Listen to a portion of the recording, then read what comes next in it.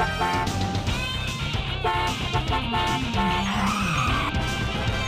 driving interview segment is sponsored by the Traffic T-Shirt Collection. My name is Wyatt Earp.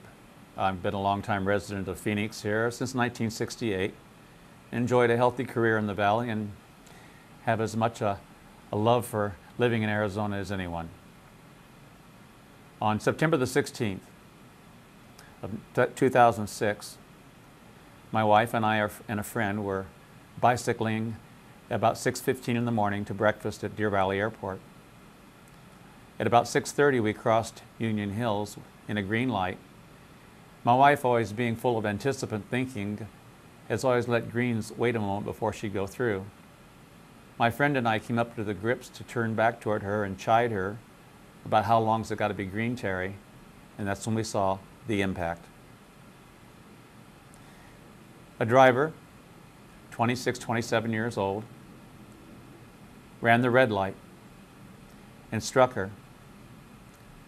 There were two impacts actually, the one with the bicycle and her and his hood, which wrinkled the hood to the windshield, blowing it out, and then the second impact, and that was her body impacting the asphalt after coming down from about 12 feet in the air. That second impact broke her neck, and she became a C5, C6 spinal patient injury person, and our life changed instantly. Before that, Terry had been a very active ballroom dancer, with me somewhat competitive, and on occasion I would tell people she was so good that she could backlead subtly and make me look like I knew what I was doing. She's also an accomplished playwright. Terry's written 35 plays in the last 19 years that have been published and produced all over the country. Some got kind of famous. Menopause the Comedy, which from later on they took and made Menopause the Musical. Wyatt Earp, A Life on the Frontier, The Gentleman Doc Holliday. The Impossible Eccentric, the life story of Nijinsky, the father of modern dance, and our own artist out of Tucson. I'll go blank here for a moment. Sorry. The guy that did the DeGrazia. So at any rate, her art had to take a stop and be put on the shelf. She says in an interview that her life isn't over, it's just different. She also had competed in some 14 triathlons, and that too is not a part of her life. He did not have a driver's license, or he had a suspended driver's license, and he'd had it suspended 3 times before. His insurance was negligible. He was driving his mother's car, so her low premium Geico created a little bit of insurance. But you must imagine that the medical bills have now exceeded over $500,000, well, over $750,000. We spent time in the emergency room where they pretty much saved her life here at John C. Lincoln Hospital. A short stint in Kindred where they worked on her respiratory deficiencies.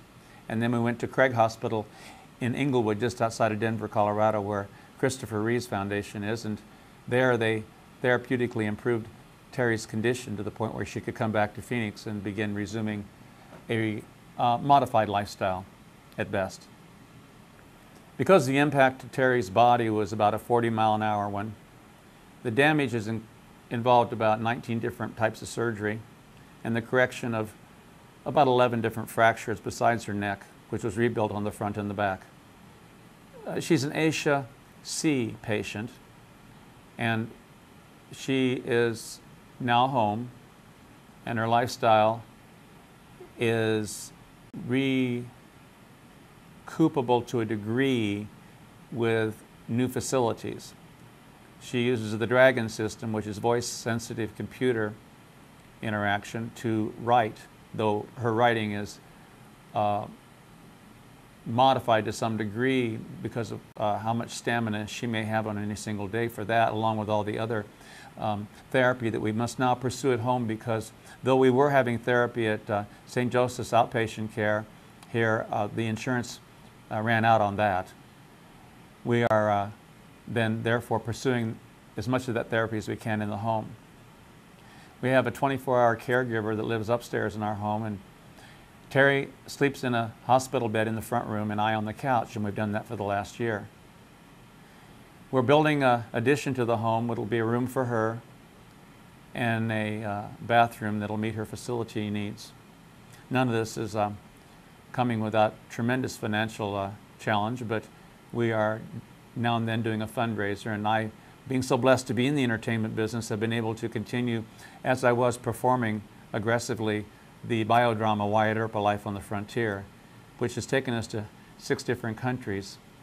A friend of ours who came down from, or up from the Colorado Springs, who is a remarkable cowboy there, said upon seeing Terry, well, Terry, you're sitting low in the saddle, but you got a faraway look. My wife does have a very magnanimous attitude, and she does look beyond the moment almost all the time.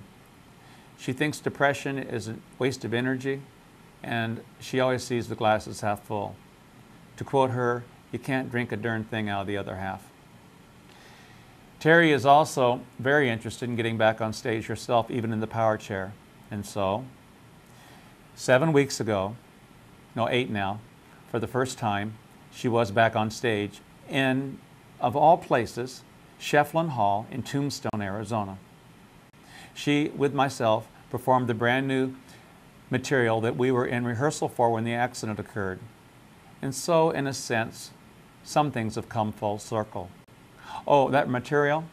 It was Mr. and Mrs. Wyatt Earp, a split stage, myself being Wyatt, in 1928 being interviewed by Stuart Lake for the book Frontier Marshal, and she, stage left, on the porch of the Vidal, California mining cabin in 1938, reflecting on and remembering that interview and other things about their lives. She's musing to a feral cat, which makes it possible for her to tell the true story of her own background, a story which in total, because she's a woman with a past to hide a little bit, she'd never tell to a person. So there's 2 time frames and actually 3 conversations, because I'm speaking to Stuart Lake, she's speaking to the feral cat, and then now and then one of the 2 of us will recollect a moment together and we'll come stage center and enact that for the audience. I was glad that she followed me in Act 2 because I could have never followed her with the resounding response she got from the audience. It was a 2-minute standing ovation, and roses brought by some people from Branson, Missouri. So she is back on stage, and she's got 6 more opportunities to present Mr. and Mrs. Wyatt Earp, A Life on the Frontier, over the next year and a half. I'll be performing Wyatt Earp, A Life on the Frontier throughout the state of Arizona. The next show being, well, this Friday, the 15th, up at Pioneer. The gentleman who struck her was taken to court and found guilty on 3 different charges: driving with a suspended license, running a red light, and then another charge I'm not real privy to the details of, technically speaking, but basically it's when you kill or maim someone doing the things he did. He's been assigned to attend MAD. He's also been given penal time and probation. Unfortunately, since the court time, he has disappeared. So he's not serving any of these things at this time. Our life continues, and we continue to make the most of it.